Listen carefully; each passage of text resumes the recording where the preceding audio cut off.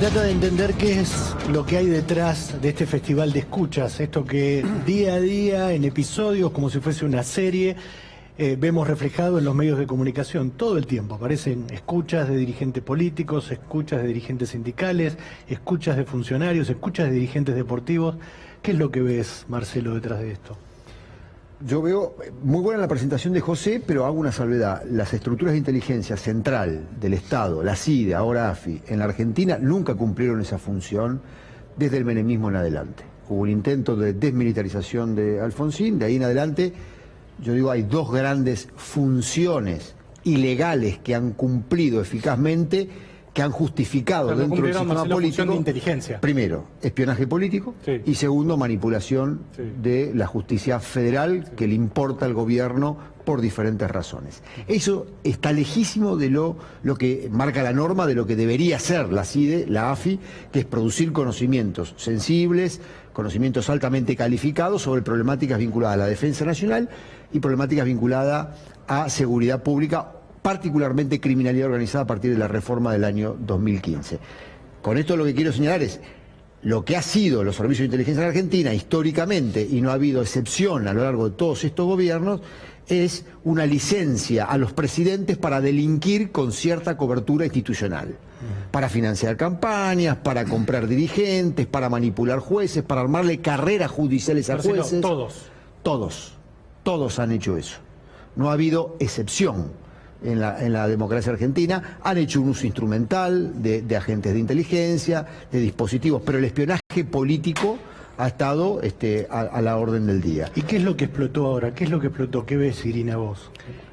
Lo que veo que está quedando más en evidencia por ahí es esto que nosotros, como que tratamos este tema hace mucho tiempo, cada uno de su perspectiva, conocía, ¿no? Esta alianza de la que hablaba Marcelo entre el Poder Judicial y el aparato de inteligencia. Bueno, nosotros sabemos que el Poder Judicial está atravesado por esto. Me parece que ahora está quedando muy, pero muy a la vista.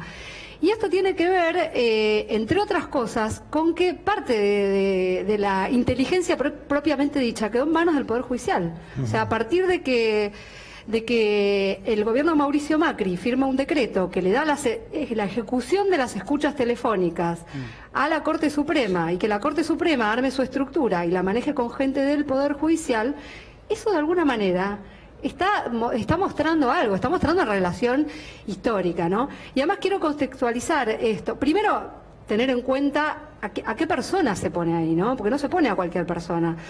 La persona que está dirigiendo el aparato de escuchas es el presidente de la Cámara Federal, que es Martín Irursun. Martín Irursun, que es además una persona de suma influencia en muchísimos de los expedientes que están tramitándose ahora en la justicia federal, y muchos de los cuales tuvieron resultados adversos para el kirchnerismo, ¿sí? Martín Irursun, un hombre de origen radical, además. Junto con él, un juez de Comodoro Rivadavia, Javier Leal de Ibarra, y junto con él, un ex secretario del juez Ariel Lijo, Juan Rodríguez Ponte. Esta es la estructura que hoy maneja las escuchas telefónicas dentro en el marco de la Corte Suprema, ¿no? Esto por un lado. Esto se produce, además, en un momento en que el gobierno de Cambiemos decide hacer algo sumamente regresivo con algunos de los cambios que había hecho el kirchnerismo sobre el final, ¿no? Justamente en el sistema de espionaje, en el sistema de inteligencia, que convierte además lo que era la Secretaría de Inteligencia en Agencia Federal de Inteligencia. ¿Qué había hecho el kirchnerismo? Le había dado las escuchas telefónicas a la Procuración General de la Nación, es decir, a los fiscales, previendo además que se iba hacia un sistema donde los fiscales iban a tener más facultades de investigar, ¿no? Esto ocurrió sobre el final del kirchnerismo. Durante los gobiernos, como decía Marcelo, se les perdonó todo, ¿no? Pero bueno, este intento existió, esto se convirtió en ley, se empezó de alguna manera a modificar y reconvertir lo que era la agencia de inteligencia. Cuando llega el gobierno de Mauricio Macri, da marcha atrás con todo esto, limpia todo de un plumazo, o sea, no es que dejó algo.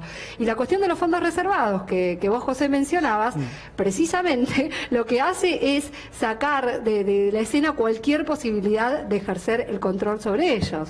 Y ahí, nosotros, no es que Argentina, no es que simplemente tiene que hacer esto porque está bien y porque sería bueno para la República. Nosotros tuvimos un acuerdo con la Comisión Interamericana de Derechos Humanos hace años por la cuestión del atentado a la AMIA, donde el país, el Estado argentino, se comprometió, ¿sí?, se comprometió a poner un sistema de control sobre los fondos de inteligencia, justamente porque en el caso del atentado a la AMIA había quedado clarísimo que habían sido utilizados para sobornar y para pagarle a una persona para que cambiara su declaración y diera una versión determinada sobre el atentado, ¿no?, que fue el famoso Carlos Tejeldín. Esto digo para contextualizar un poco, estamos en un momento donde todo es marcha atrás, ¿no? Néstor, ¿y quién se puso el kiosco y empezó a despachar escuchas? Eso es lo más llamativo de toda esta historia. Nada de lo que está trascendiendo es ilegal. Digo, tiene una pátina de legalidad. Podemos discutir si es legítimo, pero son todas escuchas ordenadas por un juez. Es decir, esa parte de la historia está respetada en cuanto a lo formal. Ahora, lo primero que deja traslucir esto es que hay una manipulación absoluta de qué es lo que trasciende. En el caso de la escucha de Angelici forma parte de un paquete de escuchas muchísimo más grande en la que aparecen, por ejemplo, Angelici pidiendo por Agustín Orión después de que lo había fracturado a Carlos Bueno en un partido de Boca San Martín en San Juan para que no lo suspendieran por un partido de River, pero en ese mismo paquete de escuchas hay fiscales federales tomando whisky con barra bravas de Boca. En ese paquete de escuchas hay otros personajes de la política a los cuales los barra brava de Boca llamaban a la Casa de Gobierno para decirle sacame encima a tal juez. Todo eso no trascendió, por lo menos hasta ahora, pero existe.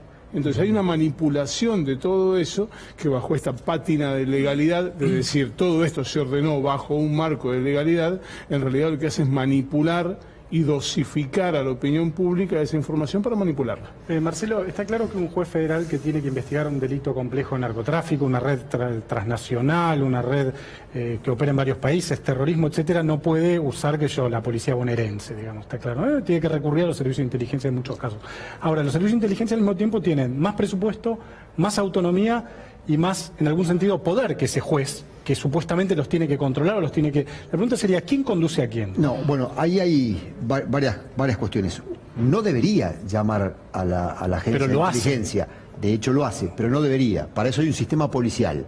Y ahí hay un vacío grande. La Argentina no tiene una agencia especializada en criminalidad compleja. Por ende, digamos, hay un vacío institucional importante. Lo que ha ocurrido al amparo de esa alianza espuria entre Comodoro Pi y la CIDE en su momento y la AFI después, es que hubo una utilidad mutua después. Primero la CIDE compró jueces, los alineó, los extorsionó o los compró jueces y fiscales, y después estos fueron legitimando la conversión de la CIDE en una suerte de policía secreta. Entonces gran parte de los allanamientos, investigaciones policiales, la CIDE tenía prohibido, como la AFI, tareas policiales de investigación criminal, tareas represivas, pero de hecho ha habido una convalidación de ese conjunto de tareas en expedientes judiciales por parte de los jueces. Hay cosas más graves todavía, porque esto que decía Néstor, Irina, marca toda una tendencia. Hay una facultad, el artículo 18 de la ley 25.520, que habilita la posibilidad de que la CIDE, si tiene necesidad de producir una escucha por razones de defensa nacional o de seguridad interior, debe requerir la autorización a un juez, y este tiene, para dar esa autorización, si es fundada, 60 días con posibilidad de 60 días más, si eventualmente eso se Eso que es una suerte de escucha de inteligencia autorizada judicialmente, se utilizó masivamente para poder habilitar a la agencia de inteligencia que haga escuchas de un montón de personas durante muchísimo tiempo. Eso habilitó algo que dentro de la CIDE se llamaba precausa. Un escándalo. Precausa es un expediente de inteligencia. Precausa. Un expediente de inteligencia en donde se iba escuchando, pero con autorización. A ver, la escucha telefónica es un delito cometido por el Estado, pero autorizado procesalmente porque se está investigando un delito. Porque vos te estás metiendo adentro de la vida privada de una persona. Sí, tiene que haber un crimen atrás. Un crimen, y tiene que haber una fundamentación procesal para que yo diga, voy a detener a alguien, voy a allanar una morada o voy a escucharle su comunicación. No puede ser algo genérico, por las dudas, fíjate, escúchame 200 teléfonos, que fue lo que ocurrió acá. O sea, Comodoro Pi convirtió a esto, ustedes le llaman sótano, yo un poquito más abajo, cloaca de la democracia argentina. Y la verdad es que apareció este tipo de cuestiones, se han convertido. Lo que pasa es que muchas veces a partir de la crisis o corrupción del sistema policial, la CIDE resolvió casos estruendosos. Me tocó a mí como jefe de la Policía de Seguridad Aeroportuaria ver la actuación, por ejemplo, de la CIDE en la investigación de la desaparición de Jorge Julio López, como en realidad el expediente o la línea investigativa de la CIDE era la mejor. Para Irina y para Néstor, colegas, digo, esto sin los medios de comunicación tendría un recorrido diferente del que tiene. ¿Qué es lo que estamos haciendo mal los periodistas o los medios frente a la difusión de las escuchas, particularmente? Cualquiera de nosotros que hubiera dispuesto esas escuchas seguramente habría decidido publicarlas, y esto es natural, es normal. El tema es cuando pasamos a caminar por la delgada línea del idiota útil, de ser utilizados como instrumentos para que se conozca esto en función de algo que nos excede en la función de periodistas de trinchera. Y me parece que vamos camino a eso. La manipulación de las escuchas, la difusión de las escuchas tiene una intencionalidad política que nos utiliza a nosotros como idiotas útiles para darlas a conocer. O sea, dame todo, por ejemplo. Exactamente. Dame todo y elijo yo qué pasar. Una anécdota muy personal. A mí me las negaron por escrito. Yo por escrito pedí escuchas de una causa que estaba cerrada y por escrito una jueza me las negó. Ajá. Irina, ¿cómo lo ves? No, también me parece que está la responsabilidad de mirar el origen de todo, ¿no? De chequear el origen de las cosas. Sí. En el caso de la escucha de Oscar Parrilli, lo que nos fuimos enterando con el correr de los días es que la escucha se hacía en una dependencia judicial, pero la hacía la Agencia Federal de Inteligencia. Y la hacía de manera directa. O sea, una escucha directa es que hay un señor adentro de un box escuchando todo el tiempo lo que habla Oscar Parrilli, en este caso, ¿no? ¿Cuándo se hace eso? En casos de delitos que requieren delitos, situaciones que requieren una urgencia o un secuestro, por ejemplo. Un secuestro es el ejemplo más típico. En este caso, a Parrilli lo estaban investigando por el supuesto encubrimiento de un señor que se llama Ibar Pérez Corradi, que tenía un pedido de captura por el triple crimen de General Rodríguez. Pérez Corradi ya había sido detenido en el momento que empieza la escucha. Yo doy este ejemplo porque digo, también está nuestra responsabilidad como periodistas, coincido en pleno en todo lo que dice Néstor, pero digo, bueno, aunque tengamos poco margen y pocas horas y poco tiempo, y hay que ver de dónde viene y cuál es la intencionalidad. Fíjate lo que pasa después de la difusión de esta escucha, se empieza a abrir una lluvia de causas, ¿no? O sea, todos los días tenemos un requerimiento distinto derivado de lo que se habló en esas conversaciones. Pero por eso son escuchas con autorización judicial. Claro. Son operaciones políticas porque, a ver, la tecnología para interceptar teléfonos sin autorización judicial existe y de hecho se hace, pero no servirían para esto. Claro. Y ahí hay un elemento que me parece que es fundamental. Yo quiero agregar a lo de Irina. Otra gran función de la Secretaría de Inteligencia AFI ha sido oficina de ejecución de directivas, de instrucciones, de diligencia de la CIA y de la DEA. Pérez Corradi era un tipo protegido por la DEA y fue un tipo protegido por la DEA durante el kirchnerismo y fue un tipo protegido por la DEA, lo dieron vuelta ya en el momento previo al asesinato de esos 3 proveedores de efedrina. Con lo cual era un tipo que ya vamos a enterarnos dentro de poco, que ya desde entonces funcionaba como informante de la DEA. Es más, sus abogados son hombres muy allegados a la embajada norteamericana y a la agencia antidroga norteamericana, con lo cual era claro que la CIDE sabía desde siempre que estaba allí. Lo sabe todo el mundo eso se conoce en el mundillo de la seguridad.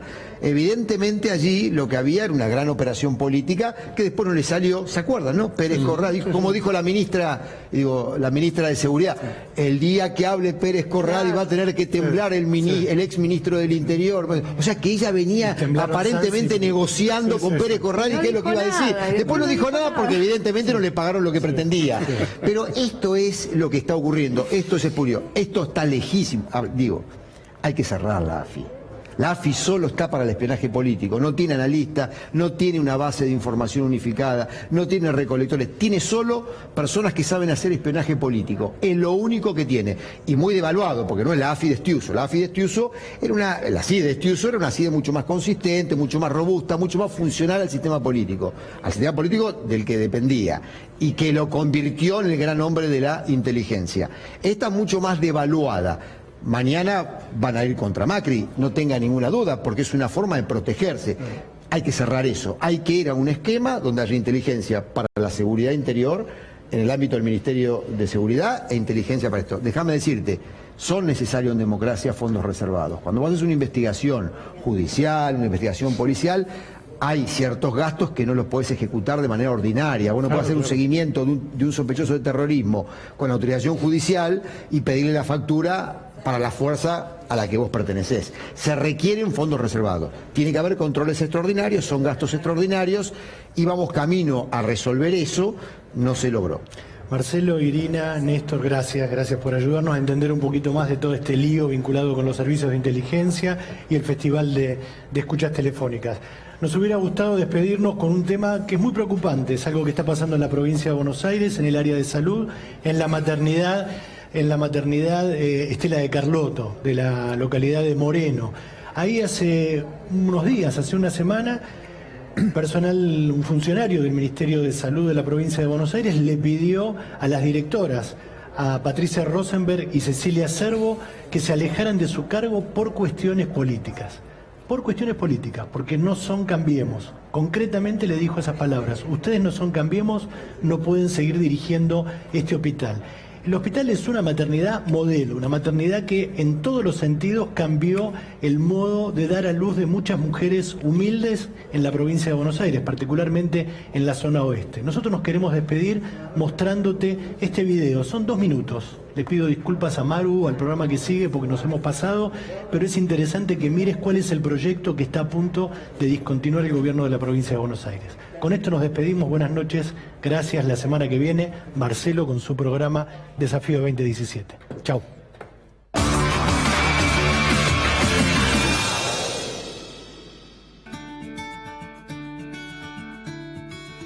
Estamos en la maternidad Estela de Carlotto.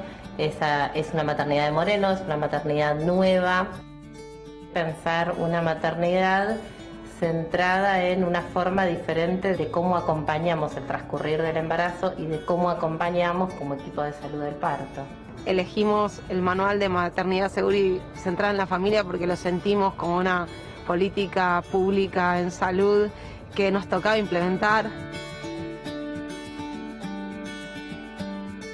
Los 10 pasos lo que fomentan es la promoción y la participación de la familia en lo que es el trabajo de parto, el parto y lo que es la integración de este recién nacido a la familia. Hay que correrse del protagonismo, es como nos hacemos una institución donde lo realmente importante es lo que le pase a las personas. Son partos respetados.